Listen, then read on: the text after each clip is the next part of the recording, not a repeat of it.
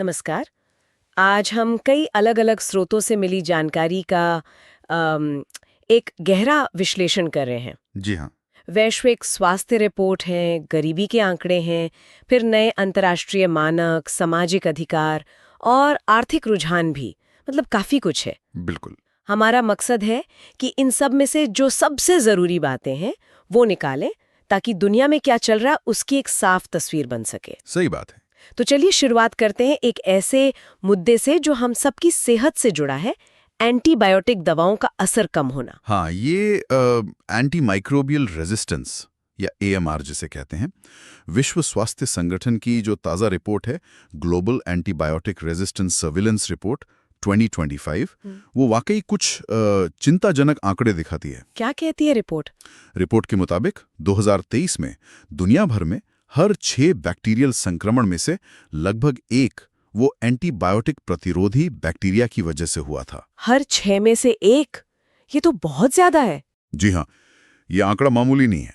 ये एएमआर तब होता है जब बैक्टीरिया, वायरस, फंगस जैसे जो रोगाणु हैं, वो उन दवाओं के खिलाफ ताकत विकसित कर लेते हैं जो उन्हें मारने के लिए बनी हैं। मतलब दवाएं बेअसर हो जाती हैं। बिल्कुल। और एंटीबायोटिक रेजिस्टेंस इसी का एक हिस्सा है, जहां बैक्टीरिया खासतौर पर एंटीबायोटिक्स के खिलाफ मजबूत हो जाते हैं। और रिपोर्ट ये भी बताती है कि ये समस्या कुछ खास इलाकों में ज्यादा गंभीर है। हाँ, रिपोर्ट के अनुसार दक्षिण पूर्वी एशिया और पूर्वी भूमध्य सागरीय क्षेत्र यहाँ सबसे ज्यादा है। उसके बाद अफ्रीका का नंबर आता है। और जाहिर है, निम्न और मध्यम आय वाले देशों पर इसका असर कहीं ज्यादा होता है। क्यों?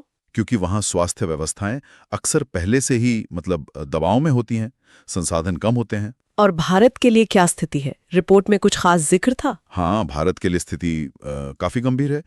रिपोर्ट कहती है कि खून में होने वाले जो संक्रमण हैं, ब्लड स्ट्रीम इन्फेक्शंस, जी। उनके करीब 41% मामले सिर्फ 3 देशों में मिले हैं, चीन, भारत और पाकिस्तान। अरे बाप रे, 41% सिर्फ 3 देशों में, और भारत भी उनमें शामिल है।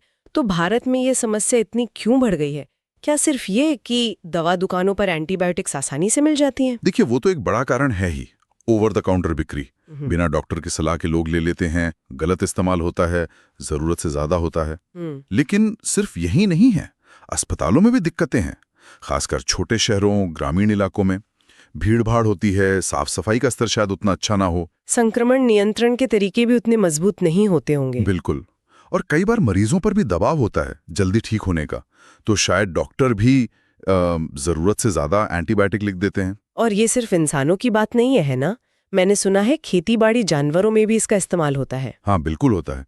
और वो भी एक बड़ी चिंता का विषय है, खासकर पोल्ट्री फार्मिंग वगैरह में। अच्छा, कैसे? जानवरों की ग्रोथ बढ़ाने के लिए या फिर बीमारियों से बचाव के नाम पर एंटीबायोटिक खिलाई जाती है। और ये एंटीबायोटिक फिर फूड चेन के जरिए या पर्यावरण के जरिए इंसानों तक पहुंचकर उनमें रेजिस्टेंस बढ़ाने में मदद करती है। ओ, ये तो काफी जटिल है। जी। और इसमें सामाजिक आर्थिक असमानताएं भी भूमिका निभाती हैं, जैसे साफ पानी, साफ सफाई तक सबकी पहुंच ना होना, और तो और जलवायु परिवर्तन भी इस संकट को और गहरा कर रहा है। तो इसे रोकने के लिए कुछ हो भी रहा है या नहीं? कुछ प्रयास तो चल रहे होंगे। हाँ, प्रयास तो हो रहे हैं। वैश्विक स्तर पर देखें तो WHO का ग्लास सिस्टम है, global anti microbial resistance and use surveillance system. ये निगरानी में मदद करता है। और भारत में? भारत ने भी 2017 में अपनी राष्ट्रीय कार्य योजना शुरू की थी, NAP-AMR। इसके तहत कई लक्ष्य हैं, जैसे जागरूकता बढ़ाना, निगरानी मजबूत करना, इन्फेक्शन कंट्रोल, एंटीबायोटिक्स का सही इस्तेमाल, ये सब। मैंने केरल के ऑपरेशन अमृत के बारे में भी पढ़ा था। वो शायद इसी दिशा में एक कदम है। जी हाँ, वो राज्य स्तर की एक अच्छी पहल है। दवा दुकानों पर बिना पर्ची के एंटीबायोटिक बिक्री रोकने की कोशिश। इसके अलावा सरकार ने कई फिक्स्ड डोज कॉम्बिनेशन यानी FDC दवाओं पर भी रोक लगाई है। कौन सी दवाएं? वो दवाएं जिनमें कई एंटीबायोटिक्स या दूसरी दवाएं एक साथ मिला दी जाती हैं बिना किसी वैज्ञानिक आधार के, उन्हें असुरक्षित या तर्कहीन माना गया था। तो ये सब जरूरी कदम हैं। लेकिन देखिए, ये चुनौती बहुत जटिल है और लगातार बढ़ रही है। NAP-AMR जैसी योजनाएं कागज पे अच्छी लगती हैं, पर सवाल यह है कि जमीन पर इनका असर कितना है। सही बात है। क्या ये नियम, ये जागरूकता अभियान वाकई छोटे शहरों तक, गांवों तक, उन खेतों तक पहुंच रहे हैं जहां समस्या ज्यादा गहरी हो सकती है? इसमें लगातार कोशिश, मजबूत निगरानी और शायद थोड़े और सख्त नियमों की जरूरत पड़ेगी। बिल्कुल। और स्वास्थ्य की ये चुनौतियां अक्सर गरीबी से जुड़ी होती हैं या गरीबी इन्हें और बढ़ा देती है। हाँ, ये संबंध तो है। इसी से जुड़ी एक और अहम रिपोर्ट आई है हाल ही में, वैश्विक गरीबी पर। यूएनडीपी और Oxford poverty and human development initiative यानी ओपीआई की वैश्विक बहुआयामी निर्धनता सूचकांक एमपीआई 2025 आंकड़े तो मतलब चौंकाने वाले हैं। हाँ, आंकड़े वाकई बहुत बड़े हैं। रिपोर्ट बताती है कि 109 देशों को उन्होंने देखा, जिनकी कुल आबादी करीब 6.5 बिलियन है। जी। उनमें से 1.1 बिलियन लोग, यानी लगभग 18.3%, वो गंभीर बहुआयामी निर्धनता में जी रहे हैं। 1.1 बिलियन। और ये सिर्फ आय वाली गरीबी नहीं है ना? नहीं, यही इसकी खासियत है। ये बहुआयामी है, मतलब जीवन के कई पहलुओं में कमी, सिर्फ पैसा नहीं। और इनमें से ज्यादातर लोग कहाँ रहते हैं? करीब 83% लोग या तो उप सहारा अफ्रीका में हैं, लगभग 565 मिलियन, या फिर दक्षिण एशिया में करीब 390 मिलियन। बाप रे। और ये गरीबी भी मतलब बहुत गहरी है, सतही नहीं। मतलब उनकी मुश्किलें कई कई मोर्चों पर हैं। लेकिन इस रिपोर्ट में भारत के लिए कुछ अच्छी खबर भी थी, जहां तक मुझे याद है। जी हाँ, बिल्कुल। भारत के लिए आंकड़े काफी सकारात्मक हैं। रिपोर्ट के मुताबिक भारत में बहुआयामी निर्धनता 2005-06 में जो 55.1% थी, वो 2019-20-21 में घटकर 16.4% रह गई। अच्छा, 55% से 16%? ये तो बहुत बड़ा बदलाव है। हाँ, बहुत बड़ा। इसका मतलब है कि इन करीब 15 सालों में लगभग 41.4 करोड़ लोग भारत में गरीबी से बाहर निकले हैं। 41 करोड़, ये तो वाकई एक असाधारण उपलब्धि लगती है। इसके पीछे क्या वजह रही होगी? देखिए, इसके पीछे कई कारण हो सकते हैं। सरकारी योजनाओं का असर शायद, जैसे स्वच्छता अभियान, रसोई गैस योजना, आवास योजनाएं। हाँ, उज्ज्वला योजना, स्वच्छ भारत, प्रधानमंत्री आवास योजना। जी, साथ ही आर्थिक विकास का भी योगदान रहा होगा।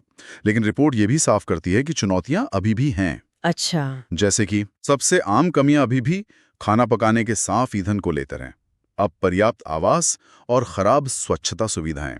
ये समस्याएं अभी भी बनी हुई हैं।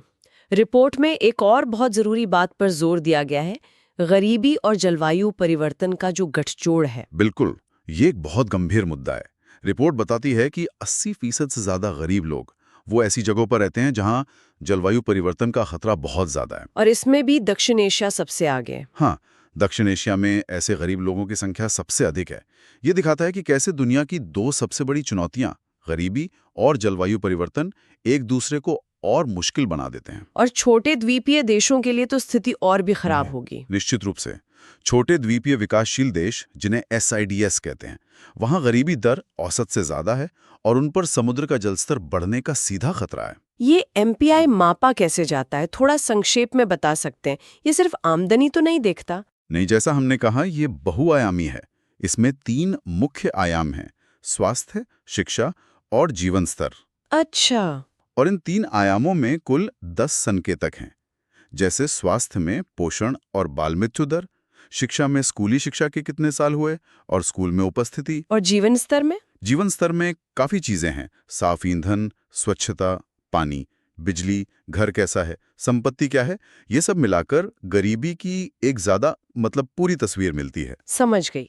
गरीबी और पोषण की बात हो रही है तो खाद्य सुरक्षा और उसके मानक भी अहम हो जाते हैं। हाल में मसालों को लेकर कुछ अंतर्राष्ट्रीय मानकों पर फैसले हुए हैं। जी हाँ। Codex committee on spices and culinary herbs यानी CCSCH की 8वीं बैठक हुई थी। उसमें 3 मसालों के मानकों को अंतिम रूप दिया गया: वेनिला, बड़ी इलायची और धनिया। अच्छा। इसके साथ ही ये कमेटी अब तक कुल 19 मसालों के लिए मानक तय कर चुकी है। और ये कोडेक्स मानक कितने जरूरी क्यों होते हैं? इनका क्या मतलब है? देखिए, ये मानक कोडेक्स एलिमेंटेरियस कमीशन यानी CAC द्वारा अपनाए जाते हैं और इन्हें खाद्य सुरक्षा के लिए एक तरह से अंतर्राष्ट्रीय बेंचमार्क माना जाता है। मतलब पूरी दुनिया में एक जैसे मानक हो? हाँ, काफी हद तक। हालांकि ये किसी देश के अपने कानून पर सीधे तौर पर बाध्यकारी नहीं होते, लेकिन विश्व व्यापार संगठन WTO का जो SPS समझौता है, सैनिटरी एंड फाइटोसैनिटरी मेजर्स वाला। जी हाँ, वही। वो समझौता इन्हें खाद्य सुरक्षा के लिए एक अंतर्राष्ट्रीय संदर्भ बिंदु मानता है। इससे होता यह है कि वैश्विक व्यापार आसान होता है और उपभोक्ताओं के स्वास्थ्य की भी रक्षा होती है। दिलचस्प बात यह है कि ये कमेटी CCSSCH भारत के कहने पर ही बनी थी 2013 में। हाँ, और भारत का स्पाइसेस बोर्ड ही इसका सचिवालय भी देखता है और जो मुख्य संस्था है CAC, वो खुद WHO और FAO ने मिलकर 1963 में बनाई थी। लेकिन एक सवाल मन में आता है, क्या ये जो वैश्विक मानक होते हैं, ये कभी-कभी हमारे स्थानीय किसानों या जो पारंपरिक तरीके हैं, उनके लिए मुश्किल नहीं पैदा करते? ये एक बहुत वैध सवाल है। कई बार ऐसा हो सकता है कि ये मानक बड़े पैमाने पर उत्पादन करने वाली कंपनियों के लिए तो ठीक हो, लेकिन छोटे उत्पादकों के लिए इन्हें अपनाना मुश्किल या महंगा हो। तो क्या ये संतुलन साधना जरूरी नहीं है? बिल्कुल। वैश्विक मानकों और स्थानीय वास्तविकताओं के बीच संतुलन साधना बहुत जरूरी है। ये सोचना होगा कि कहीं ये मानक अनजाने में छोटे किसानों को नुकसान तो नहीं पहुंचा रहे हैं। खाद्य सुरक्षा से ही जुड़ा एक और अपडेट भारत से है।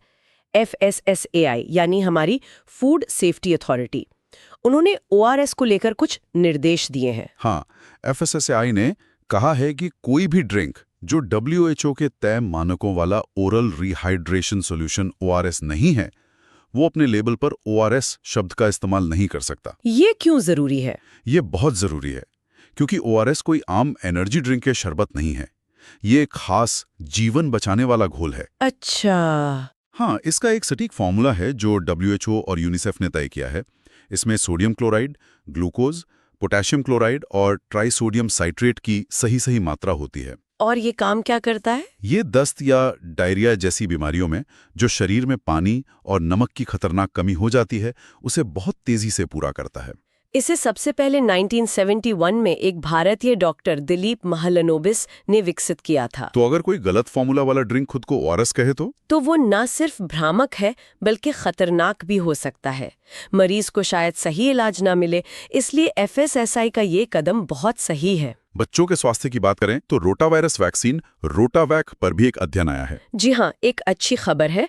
एक हालिया अध्ययन में पाया गया कि ये जो स्वदेशी वैक्सीन है रोटावैक, ये असल दुनिया में मतलब जब इसे लगाया जा रहा है उतनी ही प्रभावी है जितनी ये क्लिनिकल ट्रायल के दौरान पाई गई थी। ये तो बहुत बढ़िया बात है। रोटावायरस से बच्चों में डायरिया बहुत होता है। हाँ, ये डायरिया का एक मुख्य कारण है और टीकाकरण इससे बचाव का सबसे अच्छा तरीका है। और रोटावैक का विकास भी एक अच्छी कहानी है।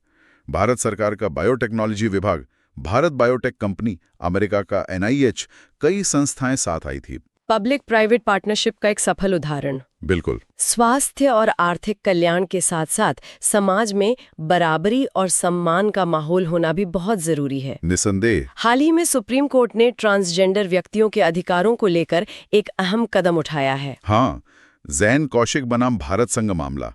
इसमें ट्रांसजेंडर समुदाय को जो भेदभाव और दिक्कतें झेलनी पड़ती हैं, कोर्ट ने उन्हें सुना और उसके बाद एक राष्ट्रीय समान अवसर समिति बनाने का निर्देश दिया है। इसका क्या काम होगा? इसका मुख्य काम होगा ये देखना कि जो ट्रांसजेंडर व्यक्ति अधिकारों का संरक्षण अधिनियम 2019 है, वो ठीक से लागू हो रहा है या नहीं, और जो दिक्कतें आ रही हैं उन्हें दूर कैसे किया जाए। क्या मुख्य समस्याएं सामने आई कोर्ट के सामने? कई मुद्दे थे, जैसे सरकारी योजनाओं का लाभ लेने में मुश्किल, क्योंकि 2019 का कानून कहता है कि इसके लिए पहचान पत्र चाहिए और ये बनवाने की प्रक्रिया कई लोगों के लिए जटिल है। रहने के लिए सही जगह की कमी, प्रशासनिक सुस्ती जैसे कई राज्यों में अभी तक ट्रांसजेंडर प्रोटेक्शन सेल ही नहीं बने हैं। और सबसे बड़ी बात, समाज में उनके प्रति जो गलत नजरिया है, जो भेदभाव है। 2019 का कानून ट्रांसजेंडर व्यक्ति को परिभाषित कैसे करता है? कानून कहता है कि ट्रांसजेंडर वो व्यक्ति है जिसका लिंग जन्म के समय जो लिंग बताया गया था उससे मेल नहीं खाता। ये व्यक्ति की अपनी जो महसूस की गई लैंगिक पहचान है उसको मान्यता देता है। और पहचान पत्र कौन जारी करता है? पहचान पत्र जिला मजिस्ट्रेट यानी DM जारी करते हैं। हालांकि इस प्रक्रिया की अनिवार्यता पर भी सवाल उठते रहे हैं कि क्या ये खुद की पहचान बताने के अधिकार के खिलाफ तो नहीं। ये कानून शिक्षा, नौकरी, रहने की जगह, हर क्षेत्र में भेदभाव को रोकता है। इस कानून से पहले भी तो 2014 में नालसा जजमेंट आया था। जी हाँ, नालसा जजमेंट बहुत ऐतिहासिक था। उसी ने ट्रांसजेंडर व्यक्तियों को कानूनी तौर पर तीसरे लिंग के रूप में मान्यता दी थी। और सरकार ने भी तो पोर्टल और स्माइल योजना शुरू की है ना? हाँ, राष्ट्रीय पोर्टल पहचान पत्र बनवाने की प्रक्रिया के लिए है और स्माइल योजना उनके कल्याण और पुनर्वास के लिए है। लेकिन सवाल फिर वही आ जाता है, कानून बन गए, योजनाएं आ गई, पर क्या जमीनी हकीकत बदल रही है? क्या सामाजिक सोच बदल रही है? बिल्कुल। इस नई समिति से यही उम्मीद है कि वो इन सवालों पर गौर करेगी और सुधार लाने में मदद करेगी। चलिए, कानूनी और सामाजिक मुद्दों से अब जरा अर्थव्यवस्था की तरफ मुड़ते हैं। भारतीय रिजर्व बैंक RBI के आंकड़े बता रहे हैं कि भारत का सोने का भंडार पहली बार $100 बिलियन के पार चला गया है। जी हाँ, ये आंकड़ा 102.3 बिलियन डॉलर तक पहुंच गया है। ओह, और इसके साथ ही भारत का जो कुल विदेशी मुद्रा भंडार है, उसमें सोने का हिस्सा अब करीब 15% हो गया है। 10 साल पहले ये सिर्फ 7% के आसपास था। तो आरबीआई लगातार सोना खरीद रहा है। हाँ, पिछले कुछ समय से आरबीआई काफी सोना खरीद रहा है। पर क्यों? आरबीआई इतना सोना क्यों जमा कर रहा है? इसके कई कारण हैं। एक तो ये कोशिश है अपने मुद्रा भंडार में विविधता लाने की, मतलब सिर्फ अमेरिकी डॉलर पर निर्भर ना रहना। अच्छा, जैसे डी-डॉलरीकरण कहते हैं। हाँ, कुछ हद तक। दूसरा, सोना अक्सर करेंसी के एक्सचेंज रेट में जो उतार चढ़ाव होता है या आर्थिक अस्थिरता होती है, उसके खिलाफ एक बचाव, एक हेज का काम करता है। मतलब एक सुरक्षित निवेश। हाँ, मुश्किल समय के लिए एक सुरक्षित निवेश माना जाता है। और ये महंगाई के असर से भी विदेशी मुद्रा भंडार की जो खरीदने की ताकत है, उसे बचाता है। लेकिन क्या सोना जमा करने के कुछ नुकसान भी होते हैं? हाँ, कुछ जोखिम भी है। सोने को एकदम से नकदी में बदलना, यानी उसकी लिक्विडिटी, थोड़ी मुश्किल और महंगी हो सकती है। और इस पर कोई ब्याज भी नहीं मिलता होगा? सोने को फिजिकली रखने के लिए बहुत उच्च स्तर की सुरक्षा चाहिए, उसका भी अपना खर्च है। क्या ये सिर्फ भारत ही कर रहा है या दुनिया के बाकी सेंट्रल बैंक भी आजकल सोना ज्यादा जमा कर रहे हैं? नहीं, ये एक वैश्विक चलन सा बन गया है। पिछले कुछ सालों में कई देशों के केंद्रीय बैंकों ने, खासकर चीन, रूस, तुर्की जैसे देशों ने अपनी सोने की होल्डिंग काफी बढ़ाई है। इसके पीछे क्या वजह हो सकती है? शायद बढ़ती हुई भू राजनीतिक अनिश्चितताएं और अमेरिकी डॉलर के दबदबे को लेकर जो चिंताएं बढ़ रही हैं, वो भी एक कारण हो सकता है। ये तो हुई बड़े आर्थिक आंकड़ों की बात। छोटे व्यवसायों के लिए, खासकर महिला उद्यमियों के लिए भी कुछ पहल हुई है। वी राइज नाम की कोई चीज। जी हाँ, ये नीति आयोग का जो महिला उद्यमिता मंच है, WEP, उसने DP वर्ल्ड के साथ मिलकर शुरू किया है। वी राइज, इसका पूरा नाम क्या है?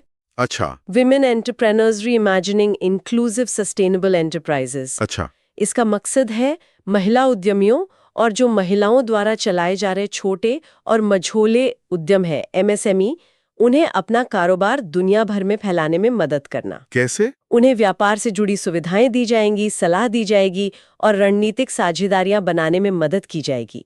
ये महिला सशक्तिकरण और समावेशी विकास दोनों के लिए एक अच्छा कदम है। बहुत बढ़िया। चलिए अब कुछ और छोटी छोटी मगर दिलचस्प खबरों पर नजर डाल लेते हैं। एक खबर असम से है। वहां के बोडो समुदाय के पारंपरिक धर्म बाथो को जनगणना में एक अलग कोड मिला है। जी हाँ, ये बोडो समुदाय के लिए एक बहुत महत्वपूर्ण मान्यता है। बाथो धर्म या बाथोइज्म मूल रूप से प्रकृति पर आधारित है। प्रकृति पर? हाँ, बाथो शब्द का मतलब ही है 5 सिद्धांत: पृथ्वी, जल, अग्नि, वायु और आकाश। उनकी मान्यता है कि दुनिया इन्हीं 5 तत्वों से बनी है और प्रकृति का सम्मान और संतुलन बनाए रखना जरूरी है। वो पूजा किसकी करते हैं? वे सिब्बाराय या बाथो बोराई की पूजा करते हैं, जिनका प्रतीक सिजू का पौधा होता है। ये उनके प्रकृति के साथ गहरे जुड़ाव को दिखाता है। हमने पहले कोडेक्स मानकों में वेनिला का जिक्र किया था। ये भी एक दिलचस्प मसाला है। हाँ, वेनिला ऑर्किड परिवार का सदस्य है ये, और दुनिया के सबसे महंगे मसालों में से एक है। महंगा क्यों है इतना? इसकी खेती और प्रोसेसिंग थोड़ी मुश्किल होती है। मूल रूप से ये मेक्सिको और मध्य अमेरिका का है, लेकिन आज इसके सबसे बड़े उत्पादक मेडागास्कर और इंडोनेशिया हैं। भारत में भी होता है? हाँ, भारत में भी केरल, कर्नाटक, तमिलनाडु में इसकी खेती होती है, पर हम अभी भी इसके शुद्ध आयातक ही हैं, मतलब बाहर से मंगाते ज्यादा हैं। इसे गर्म और नम मौसम चाहिए, अच्छी बारिश और हल्की भुरभुरी मिट्टी। एक छोटी सी खबर भू राजनीति से भी है। वेनेजुएला ने कोलंबिया से लगी अपनी सीमा पर सैनिक तैनात किए हैं। हाँ, ऐसा तब हुआ जब अमेरिकी नौसेना ने कथित तौर पर ड्रग्स ले जा रही वेनेजुएला की कुछ नौकाओं पर हमला किया। वेनेजुएला कहाँ है नक्शे पर? ये दक्षिण अमेरिका के उत्तरी तट पर है। इसके पड़ोसी हैं कोलंबिया, ब्राजील और गुयाना। ये देश अपने विशाल तेल भंडारों के लिए जाना जाता है। दुनिया का सबसे बड़ा तेल भंडार यही है? शायद। जी हाँ, दुनिया का सबसे बड़ा ज्ञात भंडार यही है। और दुनिया का सबसे ऊंचा वाटरफॉल एंजल फॉल्स, वो भी यही है। ये जो हालिया तनाव है, ये उस क्षेत्र में जो पहले से राजनीतिक और आर्थिक अस्थिरता है, उसे और बढ़ा सकता है। वेनेजुएला जैसे तेल संपन्न देशों की बात आती है तो ये सवाल उठता है कि ऊर्जा का भविष्य क्या है? क्या हम हमेशा जीवाश्म ईंधन पर ही टिके रहेंगे? अंतर्राष्ट्रीय ऊर्जा एजेंसी IEA की एक नई रिपोर्ट शायद इसी पर है। जी हाँ, रिपोर्ट का नाम है redefining sustainable fuels pathways to 2035। और ये रिपोर्ट एक अहम बात कहती है कि दुनिया को सिर्फ बिजली पर ही निर्भर नहीं रहना है। ऊर्जा बदलाव के लिए। तो फिर किस पर? सतत ईंधन यानी सस्टेनेबल फ्यूल्स। रिपोर्ट का कहना है कि ये सतत ईंधन भी जीवाश्म ईंधन पर हमारी निर्भरता कम करने में बहुत महत्वपूर्ण भूमिका निभाएंगे। ये सतत ईंधन होते क्या हैं? कौन-कौन से हैं? इनमें कई तरह के ईंधन आते हैं, जैसे जैव ईंधन। आपने एथेनॉल, बायोडीजल का नाम सुना होगा? हाँ, सुना है। वो। फिर बायोगैस, कम उत्सर्जन वाला हाइड्रोजन और हाइड्रोजन पर आधारित दूसरे ईंधन, ये सब इसमें शामिल हैं। और रिपोर्ट का अनुमान क्या है इनके भविष्य को लेकर? रिपोर्ट का अनुमान है कि 2035 तक दुनिया भर में इनका इस्तेमाल आज के मुकाबले 4 गुना बढ़ सकता है। बल्कि रिपोर्ट कहती है कि 2024 में ही इन ईंधनों ने वैश्विक तेल की मांग में रोजाना लगभग 2.5 मिलियन बैरल की कमी लाने में मदद की है। अरे वाह! तो इन्हें अपनाने के लिए क्या करने की जरूरत है? IEA ने कुछ बताया है? हाँ, उन्होंने 6 मुख्य बातें बताई हैं। प्राथमिकताएं? क्या है वो? पहला, हर क्षेत्र के लिए खास रोड मैप बनाना। दूसरा, निजी निवेश लाने के लिए मांग का सही अनुमान लगाना। तीसरा, कार्बन उत्सर्जन की गणना के पारदर्शी तरीके विकसित करना। चौथा, लागत घटाने के लिए इनोवेशन को बढ़ावा देना। पांचवा, इनकी सप्लाई चेन और इंफ्रास्ट्रक्चर बनाना। और छठा, जो शायद सबसे जरूरी है, इनके लिए फाइनेंस या पैसा जुटाना आसान करना। तो ये सब मिलकर ऊर्जा बदलाव को तेजी दे सकते हैं। बिल्कुल। तो आज हमने कई अलग अलग सिरों को जोड़ने की कोशिश की। एंटीबायोटिक रेजिस्टेंस के खतरे से शुरू किया, फिर वैश्विक गरीबी की गहराई को देखा। हाँ, फिर प्राचीन मान्यताओं की बात हुई, जैसे बाथौ धर्म। ऊर्जा के भविष्य पर भी चर्चा हुई। और बीच में अंतर्राष्ट्रीय व्यापार मानक जैसे कोडेक्स, राष्ट्रीय आर्थिक रणनीतियां जैसे सोना जमा करना और सामाजिक न्याय जैसे ट्रांसजेंडर अधिकार, ये सब भी आया। ये सारी बातें मिलकर एक दिलचस्प सवाल खड़ा करती हैं। एक तरफ तो सतत ईंधन जैसी नई तकनीकें हैं। क्या ये उन 1.1 बिलियन लोगों तक ऊर्जा पहुंचाने में मदद कर सकती हैं जो बहुआयामी गरीबी में जी रहे हैं? खासकर उन इलाकों में जो जलवायु परिवर्तन के सबसे ज्यादा शिकार है। बिल्कुल। और दूसरी तरफ, क्या कोडेक्स जैसे वैश्विक मानक अनजाने में ही सही उन स्थानीय कृषि पद्धतियों को नुकसान पहुंचा रहे हैं, जिसका सीधा असर शायद एंटीमाइक्रोबियल रेजिस्टेंस यानी AMR जैसी समस्याओं पर पड़ता हो? ये तो सोचने वाली बात है। हाँ, इन जटिल अंतर्संबंधों को समझना और उन पर काम करना, ये भविष्य के लिए बहुत महत्वपूर्ण होगा। वाकई सोचने के लिए बहुत कुछ है। उम्मीद है इस विश्लेषण से दुनिया